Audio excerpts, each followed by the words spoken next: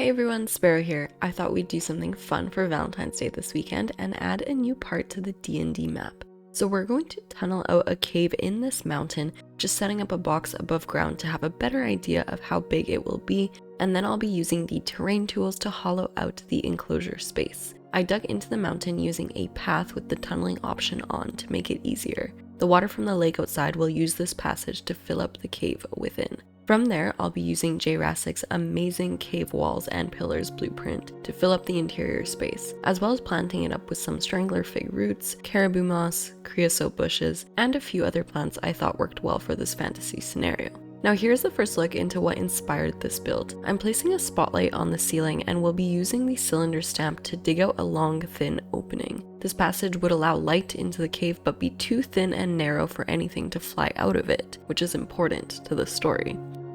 Here I'm adding some islands. I marked the water level with some flooring before we start decorating. This way I don't have to keep adding and deleting the water. I just add it in the end when I'm done.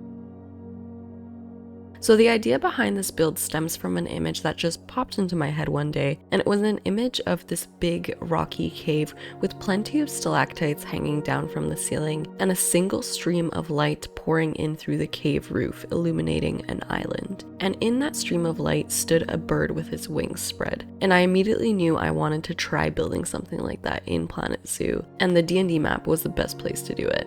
So I started crafting a story that would fit this picture in my head and desperately hoped I could somehow make it work. The story that slowly evolved was that of a princess who had been turned into a bird by some wizard, very reminiscent of the Swan Princess, but I decided that she would be a crane instead of a swan. Cranes often symbolize happiness, luck, and longevity, so perhaps this wizard had imprisoned the princess and turned her into a crane in a misguided attempt to have her live longer because he was hopelessly in love with her. But she of course did not return the sentiment, and so he kidnapped her to live out her days in this cave, or finally agree to marry him. He does care for her in a sense. There's a pool in the center of the spotlight for her, some pretty flowers and plants that he thinks she'll enjoy, but nothing he provides is what she wants or needs, and the cave is more of a prison than anything else. And she's unable to fly away because of the magical barriers he's placed around it.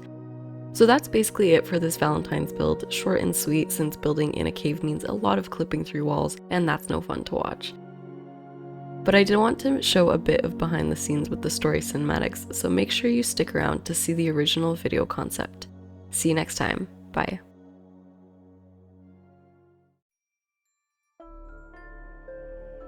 Deep within the mountains, in a long forgotten place, is an underground lake. Hidden, haunting, beautiful even. Moss covers the cave walls, fungus sprouts from rock, and flowers dot the banks of the water. But there is one very specific thing about this place. The rocks, they sing. Listen. They whisper at first, secrets bouncing from one to the other. They've been bound for centuries, but they can keep the secret no longer.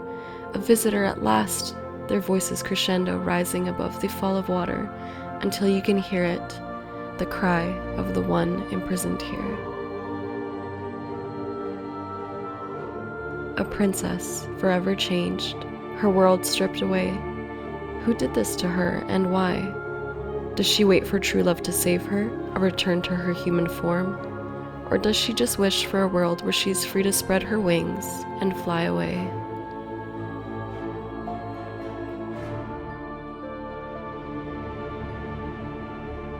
Her song fades, the rocks go silent once more, and the cave, it slowly disappears from your memory, a spell to keep her unknown, buried, lost. What a beautiful pond, what a lovely mountain. Why am I here, you wonder?